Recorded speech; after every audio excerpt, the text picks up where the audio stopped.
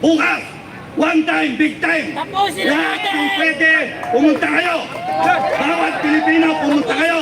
Presidente Bongbong Marcos, you subject him to a drug test. Para sigurado, hindi tayo pwedeng tumagal na isang araw na merong presidente na bangag. Patunayan mo, hindi ka bangag.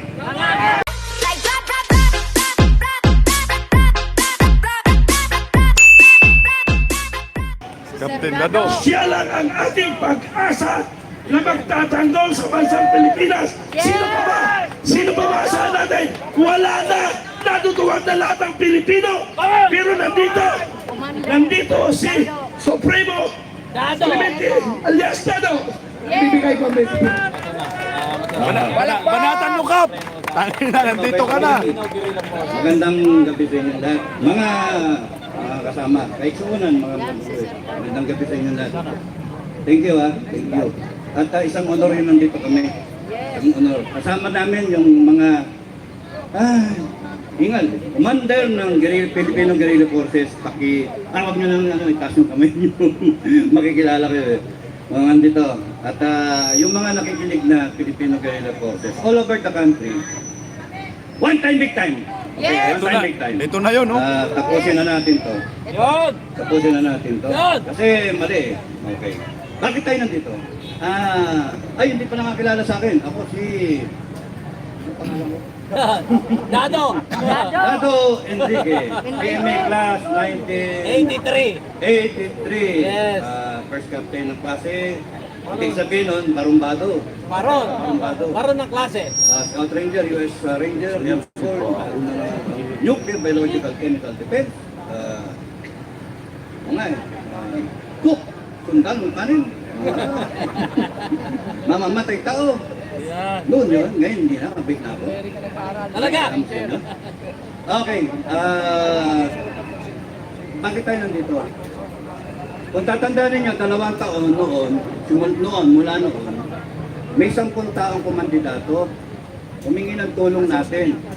Humingi ng tulong, pinaunlakan natin. Pinakinggan natin yung sinasabi niya at binigyan natin ng oras natin. Binoto pa natin. Ako binoto ko. Yung sa iba, hindi binoto. Pero ako binoto ko. Binigyan ko siya ng oras ko. Na kahit ako walang pakialam, binigyan ko siya ng oras. Ngayon, fast forward, 2 taon na lumipas. Bakit ako nandito? Bakit kayo nandito? Bakit ka nandito? Nabudol! Nabudol. Minus 1, 31 million, minus 1. 30 million, 999,999. Minus 1, 39 million, 999,990. Ba't kayo nandito? Marcos Arrestian! Ikaw, wag naman. Kaya mo na. Wag naman. Galit eh. Baka antipresyon. Ngayon, ba't tayo nandito? Ba't ako nandito? Gusto ko i-share sa inyo. Kami mga grupo ko, kaya kami nandito. Kasi gusto namin humingi ng oras sa kanya. Binigyan ko siya ng oras, binigyan natin sa lahat ng oras. BBM, bigyan mo ng oras ang taong bayan. 2 taon na lumipas. Masama ba yung magbigay ka ng oras para sa taong bayan? We are seeking redress. We are seeking redress for our grievances. We are seeking answers. Masira yung speaker. We are seeking answers for whatever na kayo nararamdaman ninyo. Mataas ang bilihin. Yung bigas ng pangako. Saan damakal yung pangako ginawa? May babahay. Nagawa ba? Wala! Hindi. So, nandito tayo para gusto natin bigyan tayo ng pansin. Binibigyan natin siya ng pagkakataon. BBM, kung nakikinig mo ako, binibigyan namin kayo ng pagkakataon sagutin ang hinanaing ng taong bayan. Number 1, you take a hair follicle drug test. Pero alam namin, di mo papansinin. Bakit? Kasi alam mo, positive ka. Diba? Yes! You take a hair follicle drug test. That's the grievance number 1. Yun ang gusto namin resulta. Number 2, ano ang ginawa ninyo sa pera ng taong bayan? Number 1, yung yung Drug test. binitang ginto. Saan napunta yung pera? We want explanation. Ano yung nangyari sa PhilHealth Fund? We want explanation. Ano nangyari dun sa 1.4 billion na flood control program? Nagbumabaha pa rin. Tapos dun wala namang walang bakal. Yung simento. Tapos hinahanap niyo yung barko na tumama doon sa flood control project na yan, hinayupak na yan. Tapos nun, ano nangyari doon sa PhilHealth, 89 billion? Ano nangyari? Hindi natin alam, no? Ano nangyari doon sa mga pera? Doon, mahal ka pa. Thank you. 500 billion, napondohan ng 250 billion, nasaan na? Umikita pa? Pera ng taong bayan yun. Pera yun ng mga empleyado. And yet, walang sagot. Pero kayo sinasagot ninyo yung grievances ninyo. Ano yung grievances ninyo? Takot na takot kayo kay Sara. Takot na takot kayo kay Duterte. Kay Digong. Hindi yun ang gusto namin. Ang gusto namin, sagutin ninyo. Please, sagutin ninyo. At kayong mga nakapaligid kay Marcos, kayong mga AFP at mga PNP, pakiusap, wag niyong aawayan yung AFP, PNP. Nasasaktan kami. Galing kami doon. May mga kasama kami ng ex-PNP, may kasama kaming mga ex-military. No? Hayaan nyo lang sila. Bakit? May trabaho silang ginagampanan, mas malaki ang problema nila. Kung hindi sila tutugon sa hinanaing ng taong bayan, tayo ang tutugon sa hinanaing natin. Tayo. Wala nang iba. Tayo.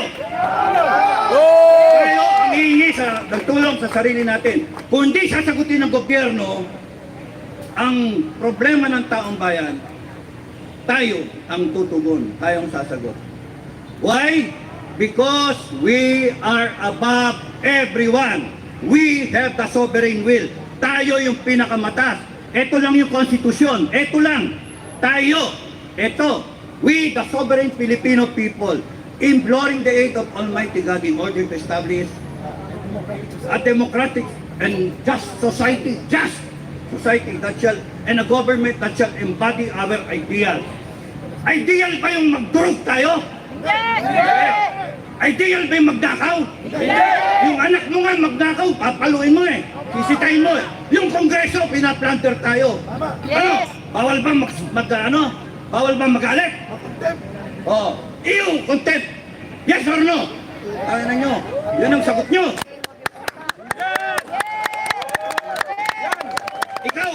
Ikaw, kilala mo kung sino ka, convicted ka, nagko-contempt ka ng tao.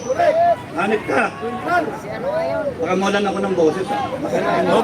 Tubig. Ikaw. Oh. Convicted ka, criminal. Anong ginagawa mo dyan? Di ba?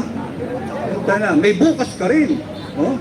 Kaya nga, hindi dapat na inaapi. And now, what you're trying to do, after the people are saying lahat ng grievances nila, binabaliktad din yung konstitusyon. Ginagamit yung konstitusyon laban sa amin. Tama ba yun? Mali! Ba't ang ina nasagot nyo? Mali! We, the sovereign Filipino people, do ordain and promulgate this constitution. Batas natin yon, kaya hindi kahit sinong Supreme Court, kahit sinong lawyer na hindi naintindihan yan, hindi nyo naintindihan. We, the sovereign Filipino people, tayo ang masusunod. We, the sovereign Filipino people, walang Pilipinas kung walang taong bayan. Walang gobyerno ng Pilipinas kung walang taong bayan. Walang konstitusyon kung wala yung taong bayan. Tayo ang nag-ratify. Isa ako sa nag-ratify. Ikaw, matanda ka na rin. Oh, nag-ratify rin to. Sino mga tatanda rito, mga senior? Nag-ratify kayo ng Constitution 1987. And we saw to it na meron tayong konstitusyon sa ngayon sa kagustuhan natin. Do ordain, pinasbasa natin, and promulgate this constitution. Ang problema ngayon. Anong ginagawa nila? Binaboy! Yun lang ang salita. Binaboy! Pinorkibig! Yung konstitusyon natin. Huwag masyadong magalit. Puso. Oh! You are weaponizing the Constitution laban sa Pilipino. Bakit? Makinig kayong lahat, tao sa gobyerno. From President, Vice President, love you Sara, Vice President, Congress, Senate, Armed Forces of the Philippines, 3 branches of government. Pakinggan ninyo, galit ang taong bayan. Napakahirap bang intindihin nun? Galit ang taong bayan. Ako galit na eh. Matagal ako magpasensya. I have a high tolerance for pain. Hindi na, okay lang. Hiwa-hiwain nyo ko, tatawanan ko lang yun. Patakan nyo ng kalamansi at asin, tatawanan ko lang yun. Tanggalin nyo yung kuko ko, okay lang sa akin yun. Kuryentin nyo ko, okay lang sa akin yun. Dinaanan namin sa akademya yan. No? Uso pa ising nun eh. Kaya, pag kami nagre-reklamo na, ibig sabihin, matindi na ang galit ng taong bayan. Matindi na ang hinaing ng taong bayan. Kaya pag kami nagalit, wag na natin paabutin ito na kami mismo, BBM, makinig kayo down the line. Wag nyo nang paabutin na kami mismo magdedeklara ng People's Court. Naintindihan nyo yung sinasabi ko? Yes. People's Court. Kami mismo ang liliti sa inyo. Kami mismo.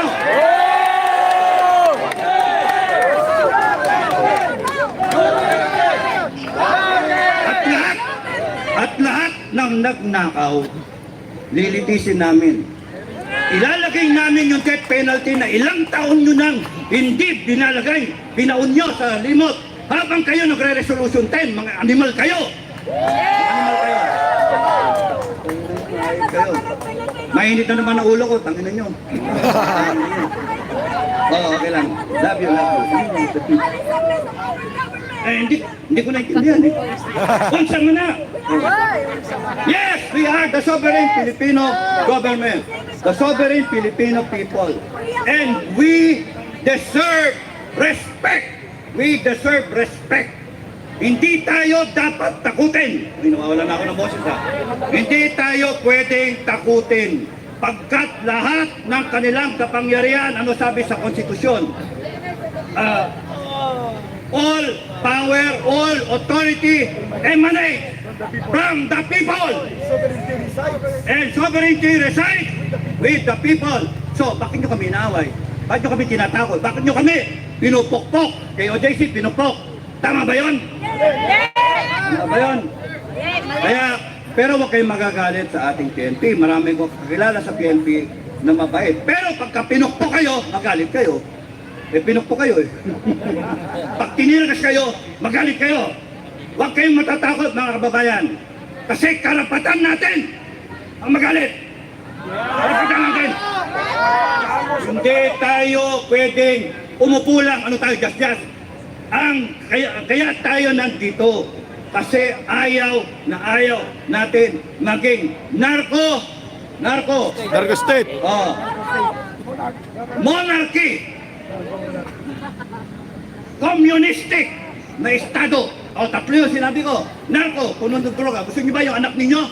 O, sige pare, anak ko, mahal kita, bumili ka ng droga sa tindahan. Gusto niyo yan? Paano maiwasan yun? Presidente Bongbong Marcos, you subject him to a drug test para sigurado. Hindi tayo pwedeng tumagal na isang araw na merong presidente na bangag. Patunayan mo, hindi ka bangag. Kumila. Tapos nun, anak, magnakaw ka sa kapitbahay, nakawin mo lahat ng pera doon. Tama ba yan? Because that is not our ideal. That is not the ideal of the Filipino people. Galit tayo sa magnanakaw. Lalong galit tayo sa buhaya. Mga plunderer. Kaya dapat tumayo kayo mga kababayan. Bukas, one time, big time. Lahat ng pwede, pumunta kayo. Bawat Pilipino, pumunta kayo. Yung mga nasa probinsya, pumunta kayo sa probinsya ninyo. Ewan ko, mahalang traffic, mahalang aeroplano eh. Pumunta kayo sa inyong mga lugar at doon kayo sama-sama magtipon. Cebu, Mindanao, lahat ng area. At kunan ninyo, mag-drive kayo, ipakita nyo, at minomonitor tayo ng Amerika. Gusto nilang makita na lahat tayo nagagalit. Hindi pwede ito. Hindi pwede. We, the sovereign people, will say, it is enough. Ayaw na namin ito.